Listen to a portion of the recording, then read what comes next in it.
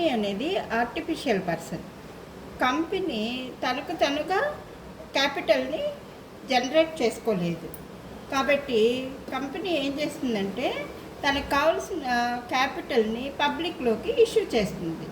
పబ్లిక్లోకి issue చేసినప్పుడు అది 3 పద్ధతుల ద్వారా ఇష్యూ చేస్తుంది. అది ఎలా మనం అకౌంట్ చేస్తామనే దానికి ఎట్ పార్కి ఇష్యూ చేస్తే మనం ఎలా అకౌంటింగ్ చేయాలి, ఎట్ ప్రీమియంకి ఇష్యూ చేస్తే ఎలా అకౌంటింగ్ చేయాలి, డిస్కౌంట్కి ఇష్యూ చేస్తే ఎలా అకౌంటింగ్ చేయాలనే దానికి నేను ఈ వీడియోలో పార్కి ఇష్యూ చేస్తే ఎలా అకౌంటింగ్ చేయాలనేది చెప్తున్నాను.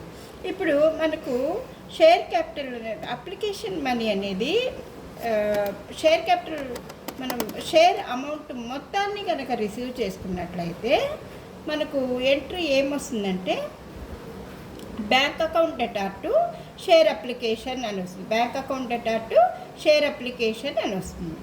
ఈ బ్యాంక్ మనకు క్యాష్ వస్తుంది, ఎసెట్ కదా, అందుకనేసి అకార్డింగ్ టు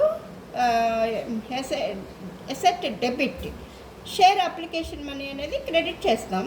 దాని నెక్స్ట్ ఎంట్రీలో షేర్ అప్లికేషన్ మనీని డెబిట్ చేసి షేర్ క్యాపిటల్ అకౌంట్ని క్రెడిట్ చేస్తాం. Always capital is the liability, always capital is the liability to the company. కాబట్టి క్యాపిటల్ అనేది క్రెడిట్ చేస్తాం. బ్యాంక్ అనేది ఎసెట్ కాబట్టి డెబిట్ చేస్తాం. మనకు ఇక్కడ షేర్ అప్లికేషన్ అకౌంట్ అనేది క్రెడిట్ అవుతుంది, ఇక్కడ షేర్ అప్లికేషన్ అకౌంట్ అనేది డెబిట్ అవుతుంది. రెండు నల్లిఫై అయిపోయి bank account debtor to share capital account అనేది ఫైనల్గా మిగులుతుంది. Bank is the asset to the company, share capital account is the liability to the company.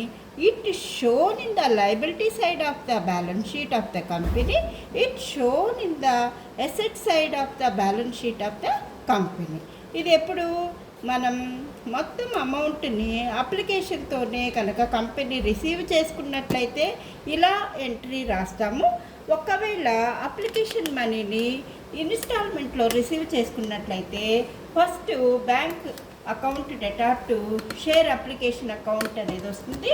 ఈ యొక్క షేర్ అప్లికేషన్ అకౌంట్ని మళ్ళీ మనం క్యాపిటలైజ్ చేసేటప్పుడు షేర్ అప్లికేషన్ని డెబిట్ చేస్తాం, షేర్ క్యాపిటల్ని క్రెడిట్ చేస్తాం. ఫైనల్గా బ్యాంక్ ఎసెట్, క్యాపిటల్ లైబిలిటీ. కాబట్టి బ్యాంక్ ఎసెట్ అనేది డెబిట్ అవుతుంది, షేర్ క్యాపిటల్ అనేది లైబిలిటీ కాబట్టి క్రెడిట్ అవుతుంది. Same as part. బట్ ఇక్కడ మనం షేర్ అప్లికేషన్ మనీని కొంచెం పార్ట్ అంటే ఫర్ ఎగ్జాంపుల్ ఒక షేర్ 10 రూపీస్ ఉన్నట్లయితే అప్లికేషన్తో పాటుగా మనం మినిమం 10% వసూలు చేస్తామన్నమాట. 1 రూపీ నుంచి 5 రూపీస్ వరకు కూడా మనం రిసీవ్ చేసుకోవచ్చు. తర్వాత ఆ అమౌంట్ని మనం ఆ షేర్స్ని మనం కంపెనీ మనకు అలాట్ చేసినప్పుడు కంపెనీ ప్రజలకి ఎవరైతే అప్లై చేసుకుంటారో షేర్స్ వాళ్ళకి అలాట్ చేసినప్పుడు మనకు ఎంట్రీ అనేది share allotment account debtor to share capital అనే ఎంట్రీ వస్తుంది. తర్వాత ఎప్పుడైతే షేర్స్ అలాట్ చేసి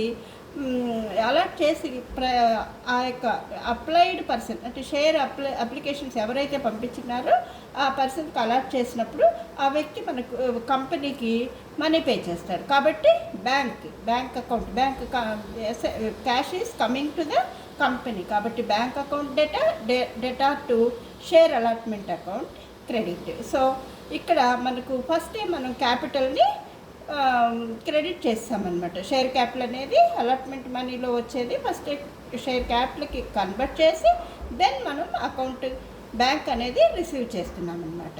ఓకే, థ్యాంక్ యూ.